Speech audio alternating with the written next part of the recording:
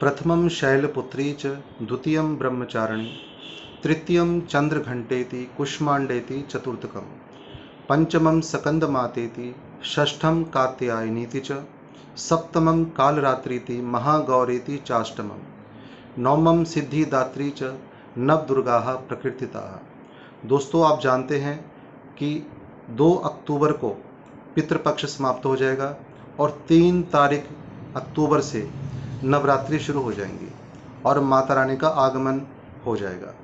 और जो हिंदू धर्म में हैं या जो मानते हैं वह माता रानी के नाम पर जोत अपने घर में अवश्य लगाते हैं और जौ को बीजते हैं, जिसको हम खेतरी भी कह देते हैं, और माता का आशीर्वाद प्राप्त करते हैं। आज मैं आपको एक ऐसा उपाय बताने जा रहा हूँ जो नवरात्रि में प्रतिपदा तिथि से लेकर के यानी पहली तिथि से लेकर के 9वीं तिथि तक आपको करना है। 9वीं तक, उसके बाद दशहरा आ जाएगा, दशहरे में नहीं करना, 9 दिन तक आपको करना है।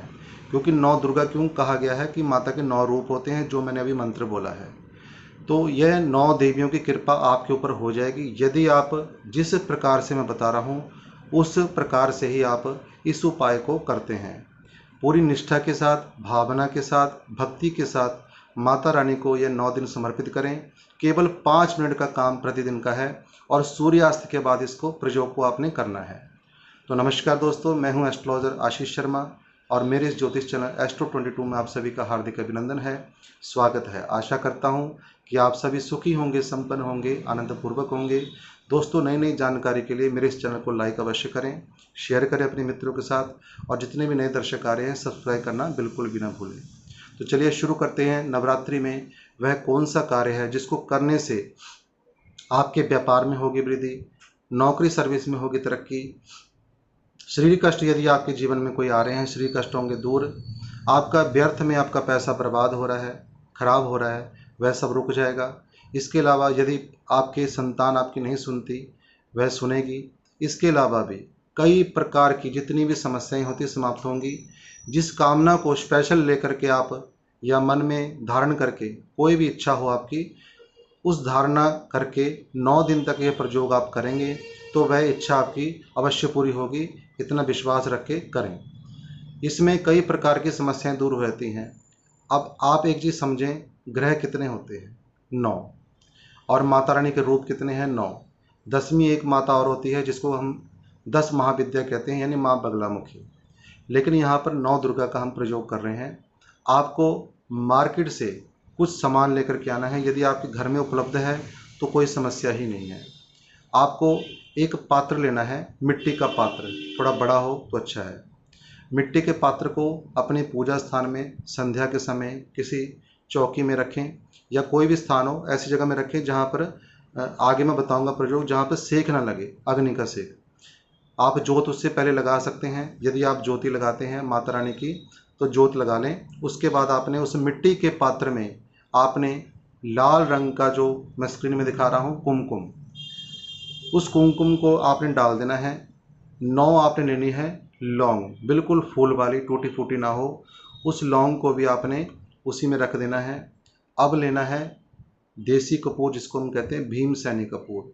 आपने भीमसेनी कपूर को भी उसे जो है कुमकुम के साथ रख देना है और माचिस से लगाएं तीली, और माँ दुर्गा का एक मंत्र आपको बोलना है, ओम दुम दुर्गाय नमः, ओम दुम दुर्गाय नमः, ओम दुम दुर्गाय नमः। इसी प्रकार से 11 बार बोलें जब तक वह अग्नि जल रही है। इस प्रकार से अगर आप बोलते ही रहेंगे जब तक अग्नि जलेगी तो बहुत अच्छी बात है, नहीं तो कम से कम 9 या 11 बार अवश्य बोलें।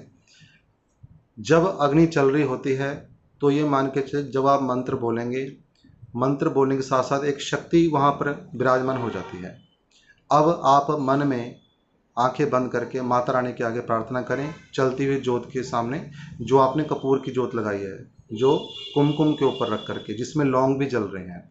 तो उस समय आपने प्रार्थना भी करनी है। अपने मंत्र 11 बार बोल कर माता रानी के आगे प्रार्थना करें कि हे माँ, मुझ पर कृपा करो, मेरे रोग दोषों को दूर करो, कष्टों को दूर करो।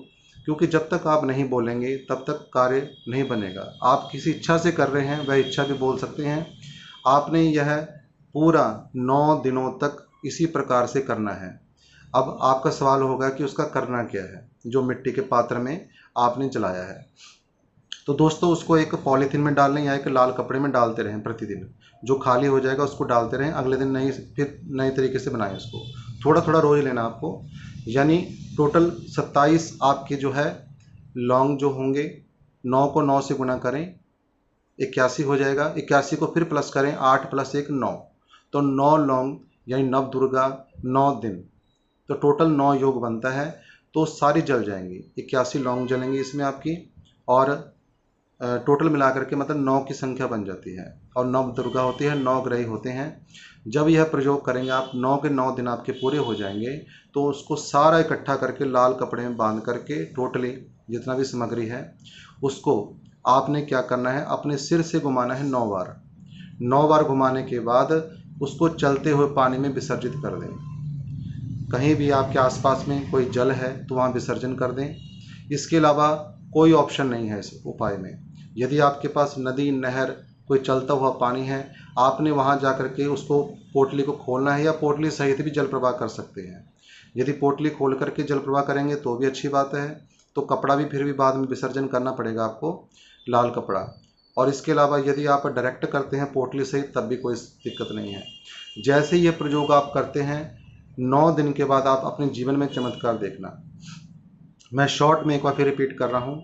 आपको एक मिट्टी का पात्र लेना है, उसमें कुमकुम रखना है थोड़ा सा, और उसमें कपूर रखना है, लौंग रखनी है, और उसको लगा देनी है अग्नि। अग्नि लगाने के बाद माता रानी के आगे मंत्र बोले, ओम दूम दुर्गाय नमः, या नवाण मंत्र भी बोल सकते हैं, ओम ऐं ह्रीं क्लीं चामुंडाय विच्चय। इस प्रकार से आप नवाण मंत्र भी बोल सकते हैं। 11 बार कम से कम बोल करके उस चलती हुई अग्नि के सामने ही आपने प्रार्थना करनी है, अपनी इच्छा बोलनी है, और जब वह शांत हो जाए तो उसको एक लाल कपड़े में डाल देना है। अगले दिन फिर इसी प्रकार से करना है, जो शांत होने के बाद उसको लाल कपड़े में डाल देना है। 9 दिन के बाद अपने सिर से 9 बार घुमा करके उसको चलते हुए पानी में विसर्जित कर दें। आपके सारे काम सफल हो जाएंगे जब यह करते हैं, क्योंकि यह समय बार बार नहीं आएगा, इसके बाद अगले वर्ष आएगा। इसलिए यह जो नवरात्रि आ रहे हैं इसमें माँ रानी का आशीर्वाद प्राप्त करें और अपने जीवन को खुशहाल बनाएं। और दोस्तों, मेरे इस चैनल को लाइक करना, शेयर करना बिल्कुल न भूलें। जितने भी नए दर्शक आ रहे हैं इस चैनल में, सब्सक्राइब करना बिल्कुल भी ना भूलें। यदि आप अपॉइंटमेंट लेना चाहते हैं, कुंडली विश्लेषण कराना चाहते हैं, तो मेरे दिए हुए नंबर पर व्हाट्सएप मैसेज करें, डायरेक्ट कॉल कोई भी ना करें। शुल्क की जानकारी आपको वीडियो के अंत में दे दी गई है।